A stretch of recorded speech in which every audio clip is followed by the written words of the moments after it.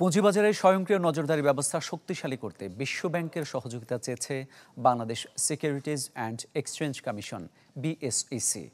আগারগাঁওয়ে সংস্থার বিশেষজ্ঞদের সঙ্গে বৈঠক শেষে একথা জানান বিএসইসি চেয়ারম্যান খন্দকার রাশেদ মাকসুদ। বলেন, বাজারে আস্থা ফেরাতে অনিয়ম বন্ধ করতে হবে। এ সময় কমিশনার ফারজানা লালারুখ জানান, অবৈধ আধিপত্য ঠেকাতে 2012 সালে ইনস্ট্যান্ট ওয়াচ নামে একটি সফটওয়্যার স্থাপন করা হয়, কিন্তু এরপর থেকে এখন পর্যন্ত স্বয়ংক্রিয় ব্যবস্থাটির সক্ষমতা উন্নয়ন করা হয়নি।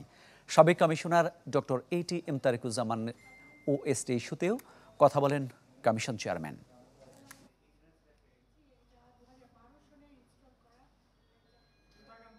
খুব দুর্বল একটা সার্ভিলেন্স নিয়ে আমরা কাজ করছি।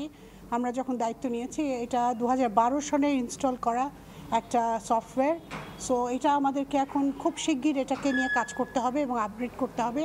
গভর্নেন্স সেটা আমরা আমাদের থেকেই শুরু করতে চাচ্ছি। সো আমরা ফ্রম হাউস আমরা গভর্নেন্স শুরু করব। আমাদের জবাবদিহিতা সবার আগে আমরা এনশিওর করব, তারপর আমরা তো বাকি সব সেক্টরের জবাবদিহিতার জন্য আমরা